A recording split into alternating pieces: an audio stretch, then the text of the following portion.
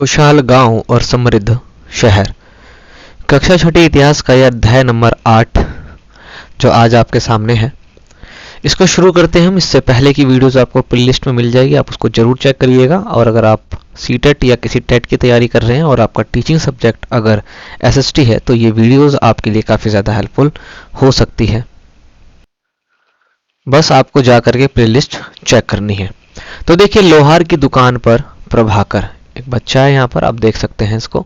प्रभाकर लोहारों को काम करते देख रहा था। लोहार वो होते हैं जो लोहा पीटने या लोहे से मतलब औजार वगैरह बनाते हैं। एक छोटी सी बेंच पर कुल्हाड़ी और हंसिया जैसे कुछ औजार बेचने के लिए रखे हुए थे। दूसरी ओर भट्टी जल रही थी। औजार बनाने के लिए दो लोग लोहे की एक छड़ को गर्म कर उसे पीट रहे थे। प्रभाकर को ये सब बड़ा मज़ेदार लग रहा था। अगर आपने देखा होगा कभी कि किस प्रकार से भट्टी जला करके वो लोहे में औजार वगैरह जो है वो बनाते हैं, तो आपको समझ में आ जाएगा। ये देखिए, कुछ औजार यहाँ पर दिखा रखे हैं लोहे के, ठीक है। इसमें हंसिया है, कुल्हाड़ी है, संसी है, कुछ इस प्रकार की चीज़ें यहाँ पर आपको नज़र आ रही है।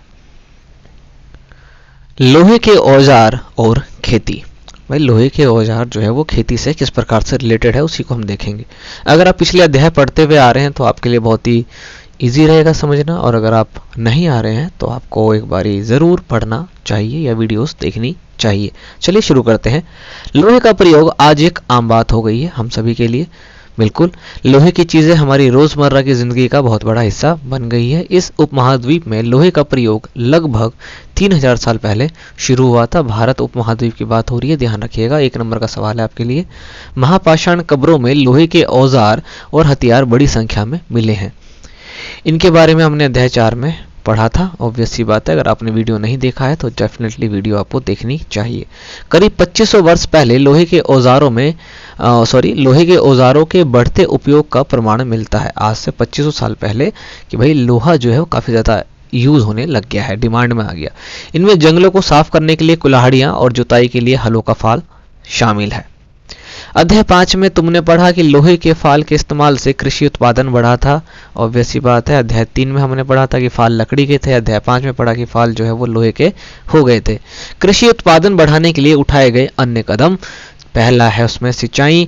तो समृद्ध गांवों के बिना राजाओं और उनके राज्यों का बने रहना काफ़ी ज़्यादा मुश्किल होता ही है। जिस तरह कृषि के विकास में नए औजार और रोपाई, जो अनाजों को रोपा जाता है ना, आपको पता होना चाहिए कि धान को रोपा जाने लग गया था बाद में, ठीक है, जो अध्याय 5 में हमने पढ़ लिया था। ये बहुत ही ज़्यादा महत्वपूर्ण कदम उठाए गए थे। उसी तरह सिंचाई भी काफ़ी उपयोगी जो है वो साबित हुई। इस समय सिंचाई के लिए नहरें, कुएं, तालाब और कृत्रिम जलाशय जो है वो बनाए गए थे। कृत्रिम बोले तो आर्टिफिशियल जलाशय, जहाँ पर पानी को स्टोर किया जाता है।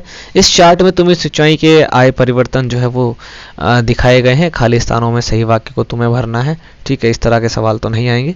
लोगों द्वारा परिश्रम करना, किसानों को लाभ मिला क्योंकि अब उत्पादन की अनिश्चितता जो है वो काफ़ी घट गई थी। कर अदा करना, इनको उठा करके इसमें फिल आउट करना है, ठीक है। गाँव में कौन रहते थे? किसान। हाँ जी। इस उपमहाद्वीप के दक्षिणी तथा उत्तरी हिस्सों के अधिकांश गांवों में कम से कम 3 तरह के लोग रहते थे। तमिल क्षेत्र में बड़े भूस्वामियों को वेल्लल्ला, साधारण हलवाओं को उणवार और भूमिहीन मजदूर को दास, कड़ेसियार और अधिमई कहते हैं। ध्यान रखिएगा भाई, बड़े भूस्वामी मतलब भाई जिनके पास जमीन अतः है, वेल्लल्ला, ठीक है। साधारण हलवा हैं जो हल वगैरह चलाते हैं, उनको उनवार, और भूमिहीन मजदूर दास, ठीक है। जो भूमिहीन मजदूर मतलब ऐसे मजदूर हैं जो काम तो करते हैं पर उनके पास अपनी ज़मीन नहीं है, और जो दास हैं, ठीक है, उनको कड़ेसियार और अधिमई कहते हैं। भूमिहीन मजदूर को कड़ेसियार और दास को अधिमई। ये 1-1 नंबर के सवाल हैं भैया, ध्यान रखना है इसको। देश के उत्तरी हिस्सों में गाँव का प्रधान व्यक्ति ग्राम भोजक कहलाता था, जो उसको आज तुम सरपंच भी बोल सकते हो। अक्सर एक ही परिवार के लोग इस पद पर कई पीढ़ियों तक बने रहते थे। वो कहते हैं ना राजतंत्र, उसी प्रकार से। यानी कि यह पद अनुवांशिक था। ऑब्वियस सी बात है भाई, हेरिडेशनल मिल रहा था। बाप, उसके बाद उसका बेटा, फिर उसके बाद उसका बेटा, उसके बाद उसका बेटा। एलिजिबिलिटी की कोई लेनी देनी नहीं थी यहाँ पर। बस पैदा हो जाओ, पैदा हो, बस मतलब तुम नहीं बन सकते, इसका केवल एक रीज़न है कि तुम्हें मर के यहाँ पर पैदा होना, तब आप इनके वंश के द्वारा बन सकते हो, जबकि ये कभी भी है ही नहीं एप्लीकेबल। ग्राम भोजक के पद पर आमतौर पर गांव का सबसे बड़ा भूस्वामी होता था। साधारणतया इनकी जमीन पर इनके दास और मजदूर जो है वो काम करते थे। इसके अतिरिक्त प्रभावशाली होने के कारण प्रायः राजा भी कर वसूलने का काम इन्हीं को देते था कि भैया तुम ही वसूल करके हमें दे देना। ये न्यायाधीश का और कभी कभी पुलिस का काम भी करते थे। ऑल इन वन थे बाबू। कौन थे? ग्राम भोजक। ग्राम भोजकों के अलावा अन्य स्वतंत्र कृषक भी होते थे जिन्हें गृहपति कहते हैं। ठीक है, स्वतंत्र केवल कृषक वो थे जिनके ऊपर कोई कर्जा कुर्जा नहीं था भाई। ठीक है, इनमें ज्यादातर छोटे किसान होते हैं। इसके अतिरिक्त कुछ ऐसे स्त्री पुरुष थे जिनके पास अपनी जमीन नहीं होती थी। इनमें दास आते थे। ठीक है, जिन्हें दूसरों की जमीन पर काम करते थे और मतलब दूसरों की जमीन पर वो काम करते थे और अपनी जीविका जो है वो लेते थे कि भैया थोड़े बहुत पैसे दे दो कि हम कुछ कर लें। सही बात है कि नहीं? अधिकांश गांव में लोहार, कुम्हार, बढ़ई और बुनकर जैसे कुछ शिल्पकार भी होते थे। ये आपको ध्यान रखना है। ठीक है, प्राचीनतम तमिल रचनाएं, कुछ चीजें आपको इस पैरा में मिलेगी आपके एग्जाम के लिए। तमिल की प्राचीनतम रचनाओं को संगम साहित्य कहते हैं। संगम साहित्य कहाँ से रिलेटेड है? तमिल से। इसकी रचना करीब 2300 साल पहले की गई थी। इन्हें संगम इसलिए कहते हैं, देखिए संगम का मतलब ही होता है मिलना। ठीक है, मदुरै मानचित्र 7 पृष्ठ नंबर 105 आप पलट के देखिए। इसके कवियों के सम्मेलनों में इनका संकलन किया गया था। जितने भी कवि थे उनके सम्मेलन के अंतर्गत उन्होंने जो भी बातें कही हैं उनका संकलन किया गया। गांव में रहने वालों के जिन तमिल नामों का उल्लेख यहाँ पर किया गया है वे संगम साहित्य में मिलते हैं, जैसे ग्राम भोजक, ठीक है, मदुरई। ये जो नाम आपको यहाँ सुनने को मिले ये कहाँ से उठाए गए हैं? संगम साहित्य में, मतलब इसमें इसका उल्लेख जो है वो किया गया है। संगम साहित्य 2300 साल पहले कहाँ की रचना है? तमिल की। और सबसे पहली कह सकते हो या सबसे पुरानी साहित्य में से एक आती है संगम साहित्य। ठीक है, नगर क्या कहती है कहानियां, यात्रा विवरण, मूर्ति कलाएं और पुरातत्व। तुमने जातकों के बारे में सुना होगा। ये वो कहानियां हैं जो आम लोगों में प्रचलित थी। आम लोग बोले तो हम लोग, तुम लोग मतलब जो भी है। ठीक है, बौद्ध भिक्षुओं ने इनका संकलन किया। यहाँ एक जातक कथा दी गई है। इसमें बताया गया है कि एक निर्धन किस तरह धीरे धीरे धनी बन जाता। देखिए जातक कथा सुन लेते हैं एक बारी, बढ़िया मजा आएगा। एक निर्धन की चतुराई। एक शहर में एक गरीब युवक रहता था। उसके पास एक मरे चूहे के अलावा कुछ भी नहीं था।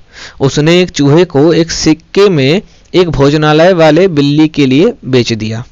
फिर एक दिन बड़ी जोर की आंधी आई। राजा का बगीचा टूटी टहनियों और पत्तों से भर गया था। उनका माली से साफ करने की बात से परेशान हो उठा था।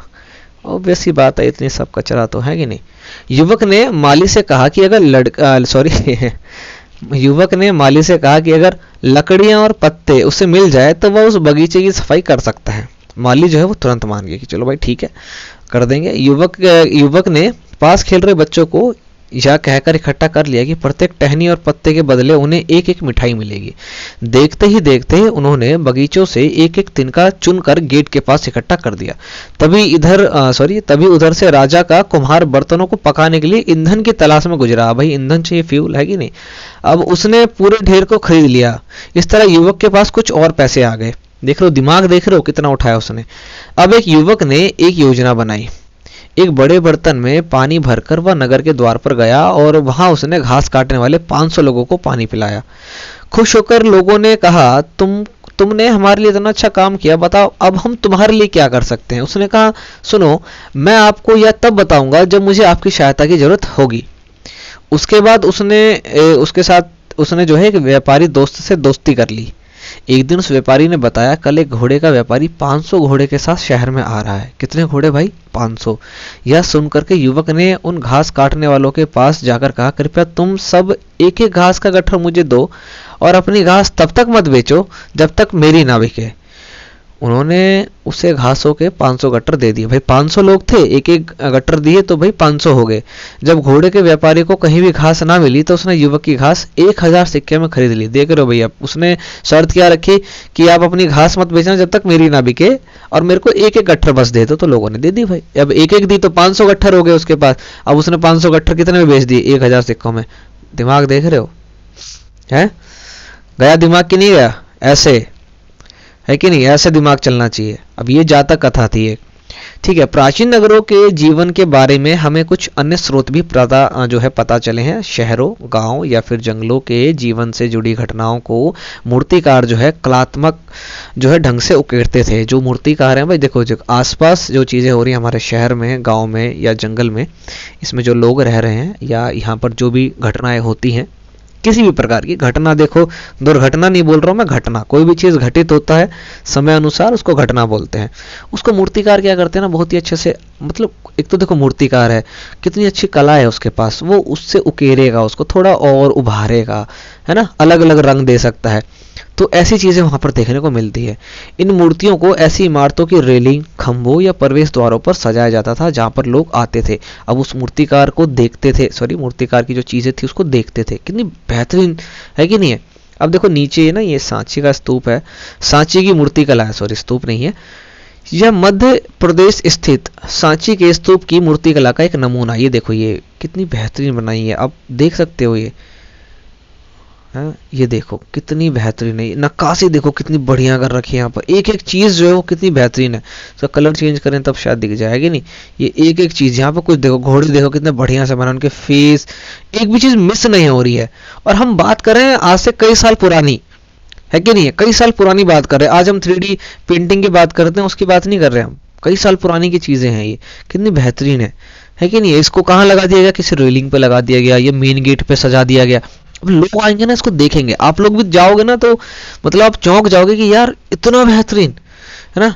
अब देखो दिल्ली में वलय कूप मिला है, यहाँ पर हड़प्पा की जल निकासी व्यवस्था में ये कैसे अलग हो सकता है। यहाँ पर धीरे धीरे पानी जो है वो छनता है ना। अध्याय 5 में वर्णित अनेक शहर महाजनपदों की राजधानी थे, ठीक है। जैसा कि तुमने पढ़ा कि इनमें से कुछ शहर जो है परकोटों से घिरे होते थे। जैसा कि तुम ऊपर के चित्र में देख रहे हो, अनेक शहरों में वलयकूप इसी प्रकार के मिले हैं। ये वलयकूप घुसलखाने, नाली या कूड़ेदान के लिए प्रयुक्त होते थे, ठीक है। घुसलखाना भाई आपको पता होना चाहिए, आपका वॉशरूम वाला एरिया, कि इससे क्या होगा कि जो भी मल मूत्र है वो कहाँ चला जाएगा, वो जमीन के नीचे चला जाएगा। प्राय यह वलयकूप लोगों के घरों में होते थे। महलों, बाजारों या आम घरों के अवशेष बहुत कम मिले हैं। संभवतः लकड़ी, मिट्टी व कच्ची ईंटों या छप्पर से बने होने के कारण ये ज़्यादा समय तक टिक ना पाए हों। आंधी तूफान में हो सकता है कि वो टूट गया हो।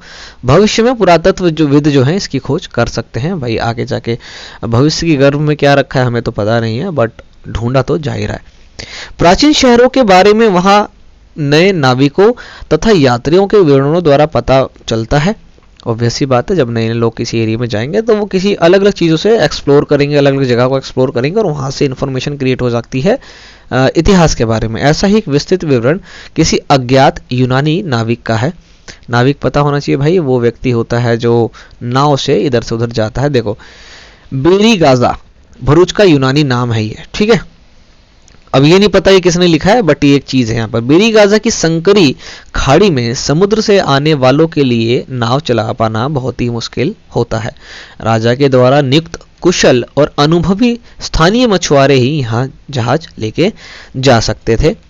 बेरी गाजा में शराब, तांबा, टिन, सीसा, मूंगा, पुखराज, कपड़े, सोने और चांदी के सिक्कों का आयात होता था। आयात मतलब आना, निर्यात मतलब भेजना, ठीक है, इंपोर्ट और एक्सपोर्ट। हिमालय की जड़ी बूटियां, हाथी के दांत, गोमेद, कार्नियल, सूती कपड़ा, रेशम यहाँ और इत्र यहाँ से निर्यात किए जाते थे। राजा के लिए व्यापारी विशेष उपहार भी लेकर के आते थे। इनमें चांदी के बर्तन हो सकते हैं, गायक किशोर भाई, कुछ बढ़िया ऐसे लोग जो गायकी बहुत अच्छे से करते हैं उनको लाते थे, सुंदर औरतें, है कि नहीं है, अच्छी शराब तथा उत्कृष्ट महीन कपड़े, मतलब बड़े बेहतरीन, ये वो लोग लेके आते थे। तो ये एक बात यहाँ पर लिखी है, ठीक है। अब इससे ऊपर एक लाइन थी उसको देख लेते हैं। जिन जिन, है ना, जिन जिन पत्तनों पर वह गया उन सभी के बारे में उसने लिखा है। मानचित्र 7 पेज नंबर 105 में भरूच को आपको कहा है कि भैया ढूंढो। आपको एग्जाम में नहीं बोला जाएगा ढूंढने के लिए, आप फिक्र मत करो। देखो आहत सिक्कों को हम यहाँ देख लेते हैं, ये क्या होते हैं। इससे रिलेटेड सवाल ऑलरेडी कई बार सीटेट में पूछा जा चुका है। आहत सिक्के, किसी को आहत करना, आपने कभी सुना है कि भाई तुमने किसी को ठेस पहुंचाया, आहत पहुंचाया, मतलब किसी को तुमने पुश किया, मारा, ठीक है।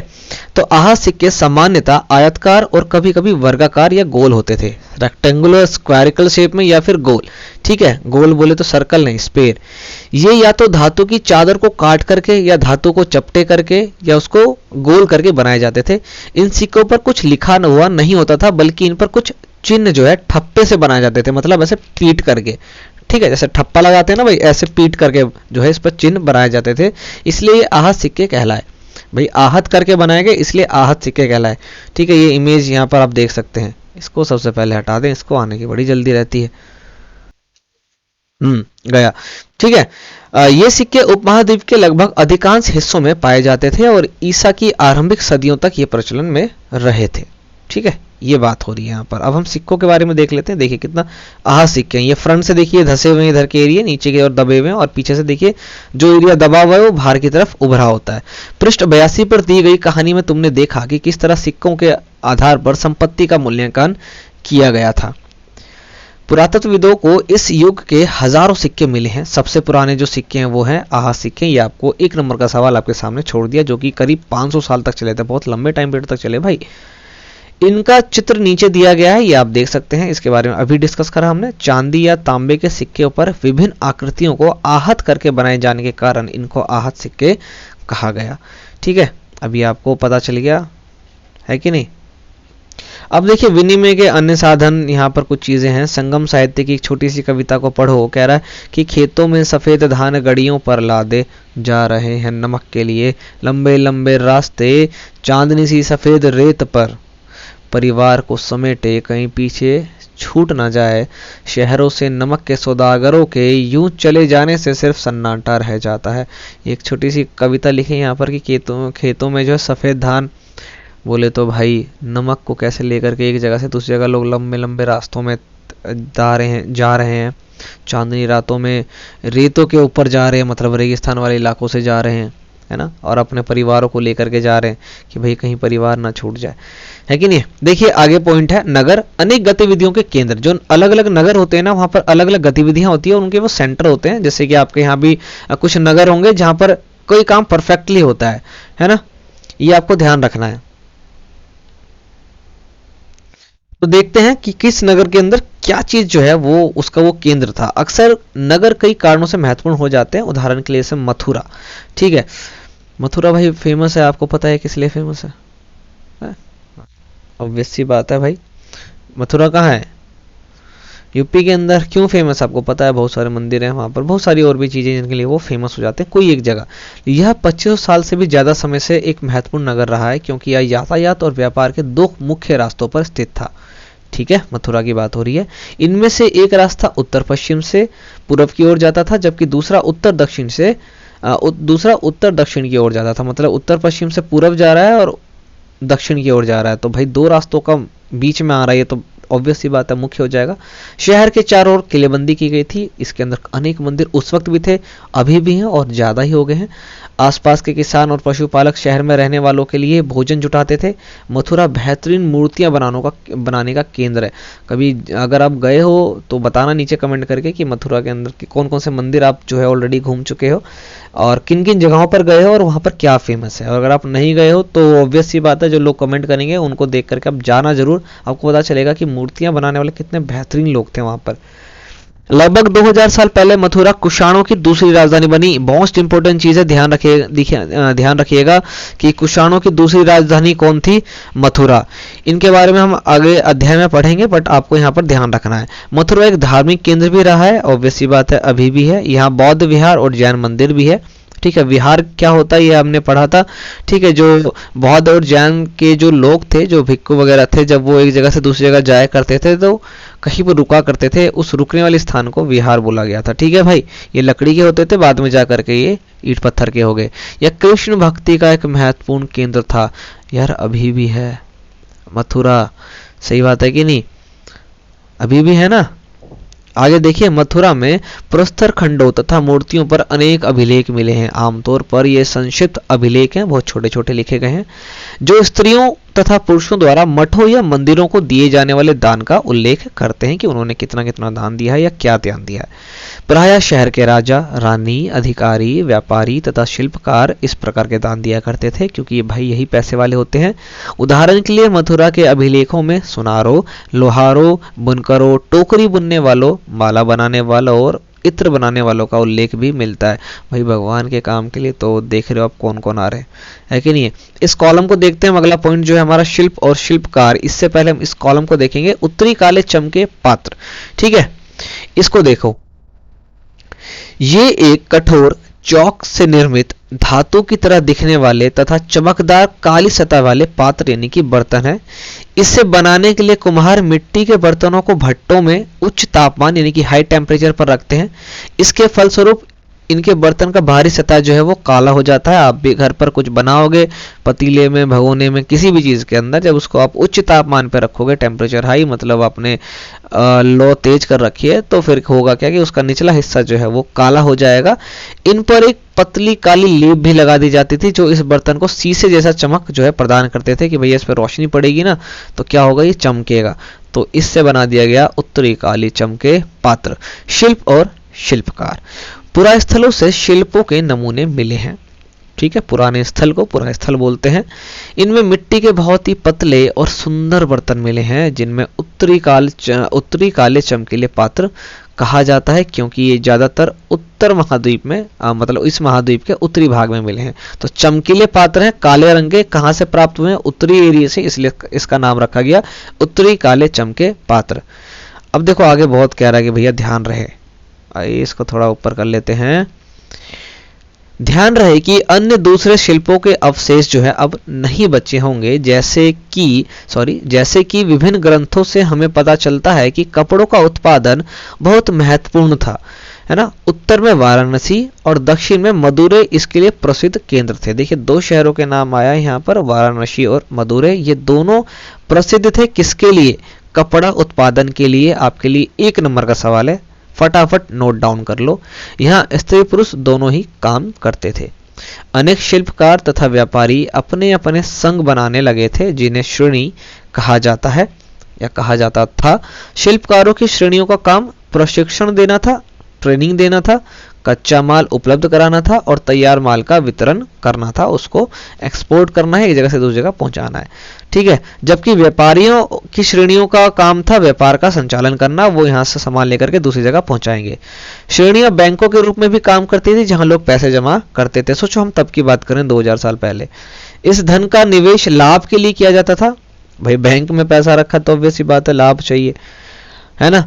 उससे मिले लाभ का कुछ हिस्सा जमा करने वालों को लौटा दिया जाता था कि भैया जिन्होंने पैसा बैंक क्या करता है भाई, बैंक बेसिकली करता क्या, तुमने बैंक को पैसा दिया, बैंक तुम्हें इंटरेस्ट में दे रहा है। बैंक बेवकूफ थोड़ी है भाई, तुम्हें अगर वो 1% दे रहा है तो बैंक से जो लोग लोन ले रहे हैं उसको वो 12% में उससे पैसा ले रहा है, तुम्हें 1% दे रहा है। बिना फायदे के तो बैंक भी काम नहीं करेगा। तो ये उस टाइम की बात होगी, उस वक्त भी बैंक हुआ करते थे, है ना।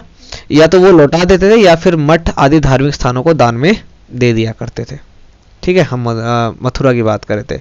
सूत कातने और बुनने के कुछ नियम होते हैं, देख लेते हैं फटाफट इसको भी। ये नियम अर्थशास्त्र के हैं भाई, 1 नंबर का सवाल तो यही हो गया। ये अध्याय 7 अर्थशास्त्र का उल्लेख यहाँ पर कुछ किया गया है। इसमें वर्णन किया गया है कि किस प्रकार एक विशेष पदाधिकारी की देखरेख में कारखानों में सूत की कताई और बुनाई की जाती है।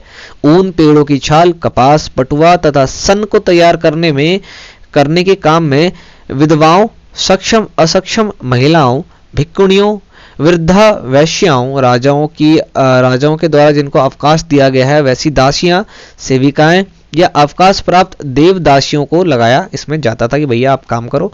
इन्हें इनके काम के और गुणवत्ता के अनुसार पारिश्रमिक देना चाहिए। जिन महिलाओं को बाहर निकलने की अनुमति नहीं है वे अपनी दासियों को भेज करके कच्चे माल को मंगवा सकती थी और फिर तैयार माल उन्हें भिजवा दिया करते थे। अभी भी देखते हो होम बेस्ड बहुत सारे काम होते हैं, जैसे ढक्कन में कुछ लगाया जाता है और ऐसी कुछ जींसेस आती हैं जिसकी फिर वो कटिंग की जाती है ना, जो उसमें एक्स्ट्रा धागा होते हैं। तो देखते हो वो दे करके जाता है बंदा, फिर वो घर पे लोग काम करते हैं फिर पहुंचा देते हैं। तो देखो उस टाइम पे भी एक चीज हो रही है, तो हम तो कैरी फॉरवर्ड करें उन चीजों को, हमने तो कुछ ईजाद किया ही नहीं है ना। वे औरतें जो कारखानों तक जा सकती हैं उन्हें अपना माल कारखाने तक तड़के लेके जाना पड़ता था। तड़के बोले तो एकदम सुबह सुबह, जहां उन्हें पारिश्रमिक मिलता था। इस समय माल को अच्छी तरह से जांचने के लिए इस पे जांचने के लिए रोशनी रहती थी कि भैया जांच तो कर लें, पता लगे क्या किया नहीं किया। अगर निरीक्षक, भाई ऑब्वियस सी बात है, जो इन्विजिलेटर होगा जो चेक करेगा उस औरत की तरफ देखता है या इधर उधर की बातें करता है तो उसको सजा मिलनी चाहिए। अगर औरत ने अपना काम पूरा नहीं किया तो उसे जुर्माना देना होगा, इसके अलावा अंगूठा भी काटा जा सकता था। तो ये कुछ चीजें वहां पर दी गई है। अब इंपॉर्टेंट चीज आपको यहाँ मिलेगी अरिकामेडू से, जो इसका सूक्ष्म निरीक्षण करेंगे अभी हम। तो मानचित्र नंबर 7 पृष्ठ नंबर 105 में अरिकामेडू, जिसको पुदुचेरी, इसको ढूंढो, पुदुचेरी के अंदर है भाई, ठीक है। पृष्ठ नंबर 88 में रोम के बारे में दी जानकारी को पढ़ो। लगभग 2200 से 1900 साल पहले अरिकामेडू एक पत्तन था, पोर्ट था, ठीक है, बंदरगाह था, जहां दूर दूर से आए जहाजों से सामान उतारे जाते थे। यहाँ ईंटों से बना एक ढांचा मिला है जो संभवतः गोदाम रहा होगा, कि भाई गोदाम, भाई सामान आकर के अगर उतारा गया है तो ऑब्वियस सी बात है उसको कहीं ना कहीं रखा भी गया होगा, गोदाम हो गया वो। यहाँ भूमध्य सागरीय क्षेत्र में एम्फोरा जैसे पात्र मिले हैं। भाई मोस्ट इंपोर्टेंट चीज आपको यहाँ पर देखने को मिलेगी। एक तो पहली बात, ये कहाँ से मिले हैं, अरिकामेडू से एम्फोरा जैसे पात्र मिले हैं। इसमें शराब या तेल जैसे तरल पदार्थ को रखे जाते थे। इनमें दोनों तरफ से पकड़ने के लिए हत्थे लगे होते हैं और साथ ही एरेटाइन जैसे मुहर लगे लाल चमकदार बर्तन भी यहाँ पर मिले हैं। इन्हें इटली के एक शहर के नाम पर एरेटाइन कहा गया है, ठीक है। इसे मुहर लगे सांचे पर गीली चिकनी मिट्टी को दबा करके बनाया जाता था। हमने पढ़ा था मुहर के बारे में पिछले अध्यायों में कि जब लोग एक जगह से दूसरी जगह सामान पहुंचाते हैं तो किस प्रकार मिट्टी को गीला करके सील लगाया करते थे वो, कि अगर सील अगर किसी ने ब्रेक करी या वो मिट्टी का वो हिस्सा टूटा हुआ दिखा तो इसका मतलब है कि आपके सामान के साथ छेड़खानी की गई है। यहाँ पर ऐसे बर्तन भी मिले हैं जिनका डिजाइन तो रोम का था किंतु वे यहीं बनाए जाते थे। यहाँ रोमन लैंप, शीशे के बर्तन तथा रत्न भी मिले हैं। साथ ही छोटे छोटे कुंड भी मिले हैं। अरिकामेडू की बात हो रही है, ध्यान रखिएगा, और बहुत इंपॉर्टेंट है, बिल्कुल ठीक है, जो संभवतः कपड़े की रंगाई के पात्र रहे होंगे। यहाँ पर शीशे और अर्ध बहुमूल्य पत्थरों से मनके बनाने के पर्याप्त साक्ष्य भी मिले हैं, ठीक है। देखो अभिलेखित मिट्टी के बर्तन, जिसके ऊपर देखो ये मिट्टी के बर्तन है यहाँ पर 2, और इस पर देखो अभिलेख कुछ लिखे गए। मिट्टी पर लिखी हुई चीजों को अभिलेख बोलते हैं ना, गाड़ करके जो चीज लिखी जाती है। प्रारंभ में तमिल भाषा के लिए इसी लिपि का प्रयोग किया जाता था, इसलिए इसे तमिल ब्राह्मणी अभिलेख भी कहा जाता है। अब ये अध्याय तो यहाँ पर कंप्लीट हो गया। हम इसका अन्यत्र देख लेते हैं, कुछ अलग से इंफॉर्मेशन इस अध्याय में जो है हर अध्याय में दिए गए हैं, उसको देखते हैं। कह रहा मानचित्र नंबर 6 पृष्ठ नंबर 76 में रोम को ढूंढो। यह यूरोप के सबसे पुराने शहरों में से एक शहर है, ठीक है। इसका विकास लगभग तभी हुआ जब गंगा के मैदानों के शहर बस रहे थे, यानी कि लगभग 2500 साल पहले। रोम एक बहुत बड़े साम्राज्य की राजधानी था। यह यूरोप, उत्तरी अफ्रीका तथा पश्चिमी एशिया तक फैला हुआ साम्राज्य था। इसके सबसे महत्वपूर्ण शासकों में एक आंगस्टक्स ने करीब 2000 साल पहले इस पर शासन किया था। उसने कहा था कि रोम ईंटों का शहर है, इंपॉर्टेंट है, ध्यान रखिएगा, जिसे मैंने संगमरमर का बनवाया है। रोम जो है ईंटों का शहर है जिसे मैंने संगमरमर का बनवाया है। अगस्टक और इसके बाद के शासकों ने कई मंदिर तथा महल भी यहाँ पर बनवाए। अगस्टक ने अपने बड़े बड़े रंगमंडल बनवाए थे, एम्फी थिएटर। इनमें चारों तरफ दर्शकों को बैठने की सीढ़ी नुमा जगह होती थी, जैसे आजकल आप आई थिंक कहाँ थिएटर वगैरह में जाते हो, सेम वैसे, ठीक है। यहाँ लोग विभिन्न प्रकार के कार्यक्रम देख सकते थे। उन्होंने स्नानागार भी बनवाए जहाँ स्त्री और पुरुष के लिए भाई समय निर्धारित कर दिया गया कि आप कब कब आकर के यहाँ पर नहा सकते हैं। यहाँ लोग एक दूसरे से मिलते थे और आराम करते थे। बड़े बड़े जलवाही सेतु थे यहाँ पर, है ना। इसके जरिए लोग स्नानागार, फव्वारों और गुसलखानों के लिए पानी को लेके जाते थे। तो रोम के बारे में यहाँ पे बताया गया है और ये अध्याय के अंदर अरिकामेडू बहुत इंपॉर्टेंट है, ये आपको ध्यान रखना है, ठीक है। कृषि के लोहे के औजार जो है वो कब बनाए गए थे, किस किस प्रकार के औजार थे, ये काफी इंपॉर्टेंट है। तो अध्याय 8 यहाँ पर कंप्लीट हो गया। अगर आप टेट वगैरह की तैयारी कर रहे हैं, कोई भी टेट हो, अगर आपका एग्जाम कह रहा हूँ, अगर आपका टीचिंग सब्जेक्ट सोशल साइंस है तो ये तो वीडियोस आपके लिए काम आने वाली हैं। और भी वीडियोस हैं जो नोट्स बेट्स बना रखी हैं, वो भी आपको मिल जाएंगे। आप प्लेलिस्ट को जरूर चेक करिए चैनल पे जा करके, तो बहुत सारी हेल्प आई थिंक आपकी हो जाएगी और कंप्लीट प्लेलिस्ट है। और अगर आप 6th क्लास में हैं तो ऑब्वियस सी बात है आपके लिए भी हेल्पफुल है ये। तो आप लाइक शेयर करिएगा, कमेंट करिएगा, आपको कोई भी डाउट है पूछ सकते हैं। लोग बैठे हैं, हम हैं यहाँ पर, कमेंट आपके पढ़ेंगे और रिप्लाई भी देंगे। और शेयर जरूर करिएगा, अगर आपको वीडियो अच्छी लगी है तो शेयर जरूर करिएगा अपने कलीग्स के साथ, क्लासमेट्स के साथ। ठीक है, आपके शेयर करने से, आपके लाइक कमेंट से काफ़ी ज़्यादा जो है मोटिवेशन मिलती है हमको भी वीडियोस बनाने के लिए। और आपके एग्ज़ाम के लिए तो ऑब्वियस ही बात है, आपको best of luck, be a good teacher, एक रिस्पॉन्सिबल टीचर बने आप, यही उम्मीद स्टडी ब्लॉग एजुकेशन आपसे करता है। और इसी उम्मीदों के साथ जो है ये चैनल भी खोला गया है। बहुत बड़ा कुछ नहीं करना है, बस अच्छा करना है। हम आपसे मिलेंगे नेक्स्ट वीडियो में, तब तक के लिए जय हिंद।